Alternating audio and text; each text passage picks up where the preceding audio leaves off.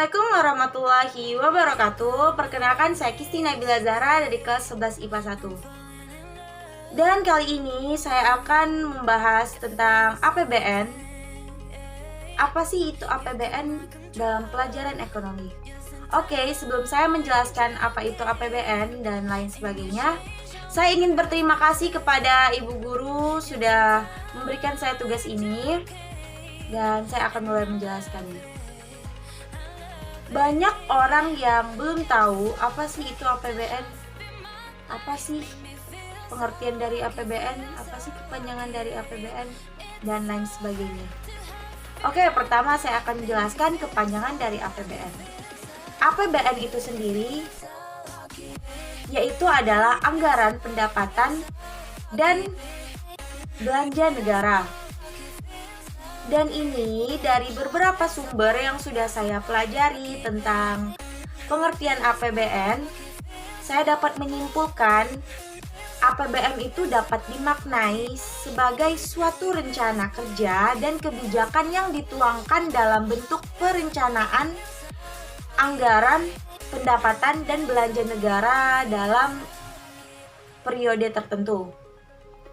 Dan APBN juga dapat dimaknai sebagai suatu daftar sistematis yang memuat tentang segala bentuk dan sumber dan penerimaan serta pengeluarannya selama periode tertentu dan biasanya dalam jangka waktu 1 tahun.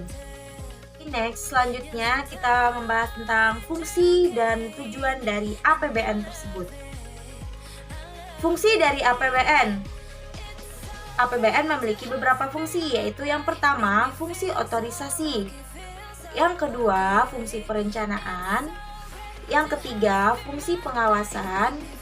Yang keempat, fungsi alokasi. Yang kelima, fungsi distribusi. Yang keenam, fungsi stabilisasi. Oke, next, tujuan dari APBN. Apa sih tujuan dari APBN itu?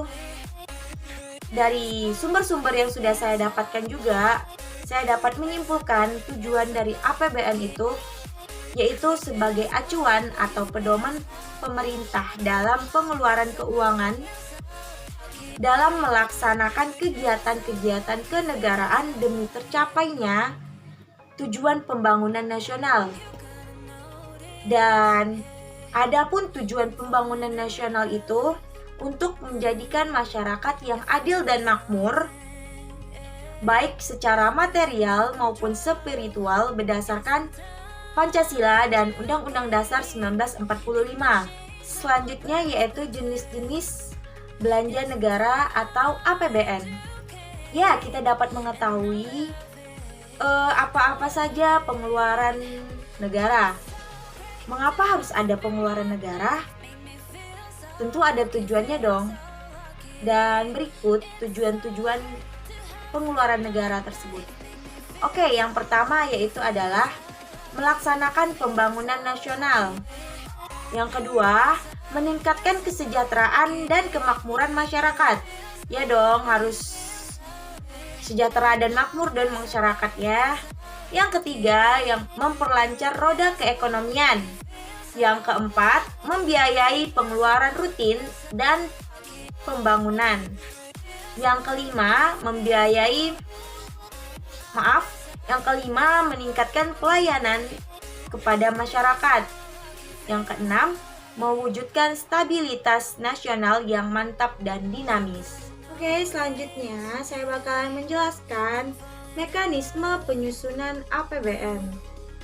Undang-Undang 1945 Pasal 23 ayat 1, 2, dan 3 menjelaskan tentang mekanisme penyusunan APBN tersebut, yaitu sebagai berikut.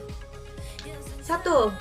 Anggaran pendapatan dan belanja negara sebagai wujud dari pengolahan keuangan negara yang ditetapkan setiap tahun dengan undang-undang serta dilaksanakannya secara terbuka dan bertanggung jawab sebesar-besarnya atas kemakmuran rakyat.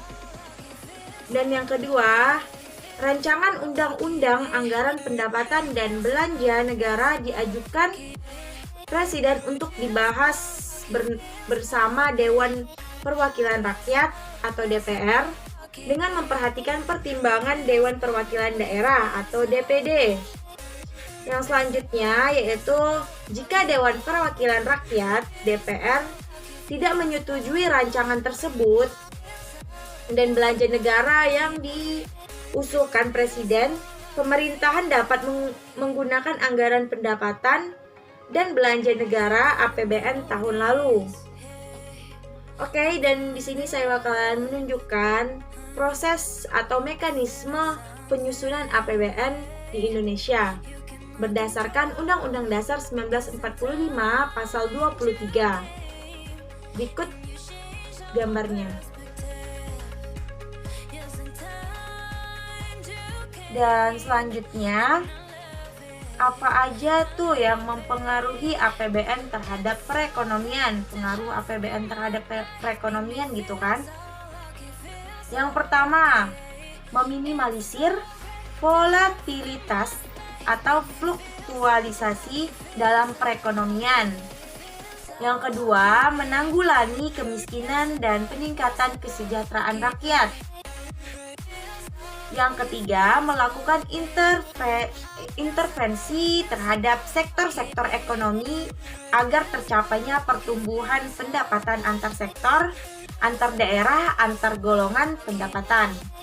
Selanjutnya, menjaga stabilitas dan percepatan kinerja pembangunan ekonomi suatu negara dan menanggulangi dampak yang ditimbulkan oleh bencana alam, wabah, penyakit, dan konflik sosial lainnya. Oke teman-teman, segitu dulu penjelasan saya tentang APBN itu. Semoga bisa bermanfaat bagi kalian semua. Semoga bisa menambah wawasan. Dan mohon maaf jika ada kesalahan. Terima kasih. Dan wassalamualaikum warahmatullahi wabarakatuh. Bye-bye.